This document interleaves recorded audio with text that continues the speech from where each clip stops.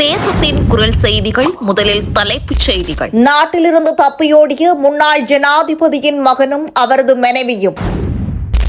28 வயது பெண்ணுக்கு அதிர்ச்சி கொடுத்த 21 வயதுடைய இளைஞன். முன்னாள் அமைச்சர் அகிலவிராஜ் காரியவசம் அதிரடியாக கைது.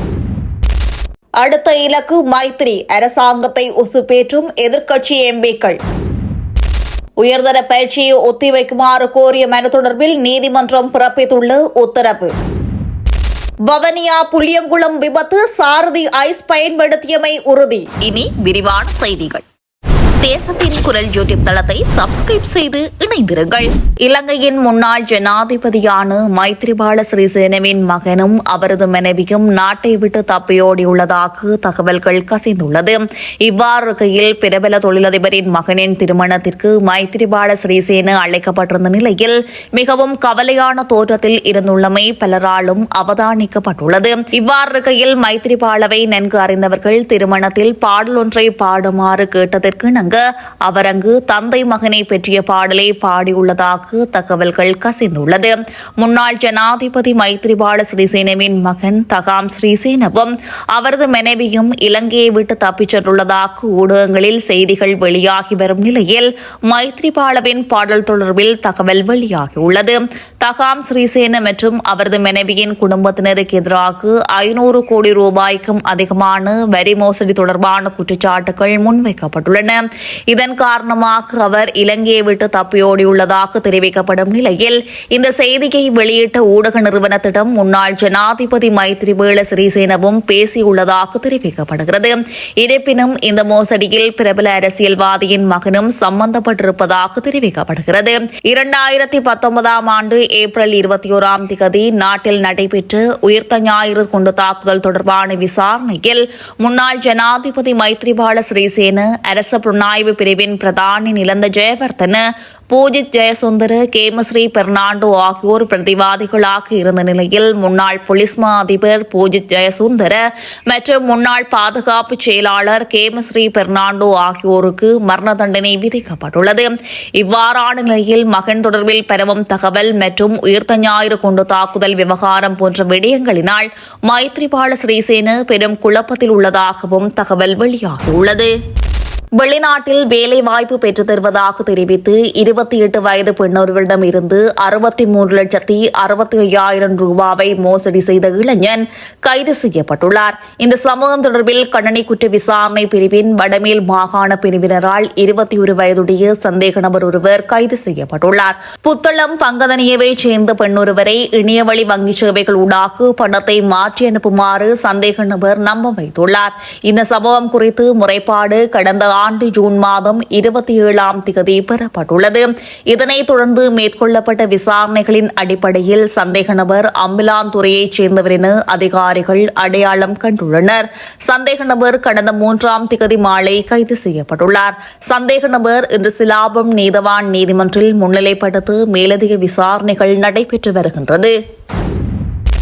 இலங்கையின் முன்னாள் கல்வி அமைச்சர் அகிலவிராஜ் காரியவசம் கைது செய்யப்பட்டுள்ளார். வாக்குமூலம் ஒன்றை வழங்குவதற்காக லஞ்ச ஊழல் ஆணைக்குழுவில் இன்று புதன்கிழமை முற்பகல் முன்னிலையாகியுள்ள நிலையில் அவர் இவ்வாறு கைது செய்யப்பட்டுள்ளார். ஜனாதிபதி செயலகத்திற்கு ஊழியர்களை நியமித்தமை மற்றும் அவர்களை அரசியல் நோக்கங்களுக்காக பயன்படுத்தியமை உள்ளிட்ட பல குற்றச்சாட்டுகள் குறித்து விசாரிப்பதற்காகவே அகிலவிராஜ் காரியவசம் அழைக்கப்பட்டுள்ளதை தொடர்ந்து இவ்வாறு கைது செய்யப்பட்டுள்ளார். ஈஸ்டர் குண்டு தாக்குதல் சம்பவம் நடந்தேறிய போது பாதுகாப்பு அமைச்சராகவும் முப்படைகளுக்கு பொறுப்பானவராகவும் அப்போதைய ஜனாதிபதி மைத்ரிபால சிறிசேன இருந்த நிலையில் தாக்குதல் தொடர்பான பொறுப்புகளில் இருந்து அவர் எப்படி விலக முடியும் என்று நாடாளுமன்ற உறுப்பினர் முஜிபுர் ரஹ்மான் கேள்வி எழுப்பியுள்ளார்.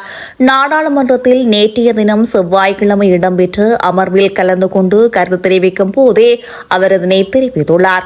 இது தொடர்பில் அவர் மேலும் தெரிவிக்கையில் ஈஸ்டர் குண்டு குண்டு தாக்குதல் சம்பவத்தை தடுக்க தவறியதாக தெரிவித்துள்ள முன்னாள் போலீஸ் மா அதிபர் பூஜித ஜெயசுந்தர, முன்னாள் பாதுகாப்பு அமைச்சின் செயலாளர் கேமஸ்ரீ பெர்னாண்டோ ஆகியோருக்கு மரண தண்டனை விதித்து தீர்ப்பளிக்கப்பட்டுள்ளது. 2019 ஆண்டு வழங்கப்பட்ட விஜித மலல்கொடு அறிக்கைக்கு அமைவாகவே இவர்கள் இருவருக்கும் எதிராக வழக்கு தொடரப்பட்டிருந்தது. இருப்பினும் அந்த அறிக்கையில் 14 பேருக்கு எதிராக வழக்கு தொடர வேண்டும் என பரிந்துரைக்கப்பட்டிருந்தது. அத்தோடு 2019 ஆண்டில் பாதிக்கப்பட்ட தரப்பினரால் தாக்கல் செய்யப்பட்ட வழக்கொன்று 2022 நிறைவடைந்தது. அந்த வழக்கில் முன்னாள் ஜனாதிபதி மைத்ரிபால சிறிசேன, அரச புலனாய்வு பிரிவின் பிரதானி நிலந்த ஜெயவர்தன, பூஜித் ஜெயசுந்தர, கேமஸ்ரீ பெர்னாண்டோ ஆகியோர் பிரதிவாதிகளாக காணப்பட்டனர். இந்த வழக்கு தொடர்பான விசாரணைகள் முடிவிட்ட போது பூஜித் மற்றும் மைத்ரி ஆகிய இருவருக்கு நட்டஈடு செலுத்துமாறு தீர்ப்பளிக்கப்பட்டிருந்தது. ஆனால் அப்போது உயர்நீதிமன்றத்தில் குற்றவாளிகளாக அறிவிக்கப்பட்டவர்களில் இருவரான மைத்ரிபால சிறிசேன மற்றும் நிலந்த ஜெயவர்தன ஆகியோரை சட்டமா அதிபர் திணைக்களத்தினரால் மூவரடங்கிய மேல் நீதிமன்றத்தில் இடம்பெற்ற வழக்கில் இணைக்கவில்லை. இதன்படி சட்டமா அதிபர் திணைக்களம் வேண்டுமென்றே தனது கடமையை மீறியுள்ளது. தண்டனை வழங்கப்பட வேண்டிய இருவரை சட்டமா அதிபர் திணைக்களம் விடுவித்துள்ளது. அவ்வாறு எப்படி நடக்க முடியும்? ஜனாதிபதி ஆணைக்குழு அறிக்கையில் நிலந்த ஜெயவர்தன மற்றும் மைத்ரிபால சிறிசேனவிற்கு எதிராக வழக்கு தொடருமாறு பரிந்துரை செய்யப்பட்டிருக்கிறது. ஈஸ்டர் குண்டு தாக்குதல் சம்பவம் நடக்கும்போது பாதுகாப்பு அமைச்சு முப்படைகளும் மைத்ரிபால சிறிசேனாவிடமே காணப்பட்டது. அவர் எப்படி பொறுப்பில் இருந்து விலக முடியும்? இந்த சம்பவத்துடன் தொடர்புடைய பிரதான சூத்திரதாரிகளை கண்டுபிடிக்க வேண்டும். அந்த விசாரணைகள் நடக்கும் போதே 2022 தொடரப்பட்ட வழக்கில் இவர்கள் இருவரும் எப்படி விடுவிக்கப்பட்டனர்? சட்டமா அதிபர் திணைக்களம் தெளிவாக தனது கடமைகளை மீறியுள்ளது என தெரிவித்துள்ளார்.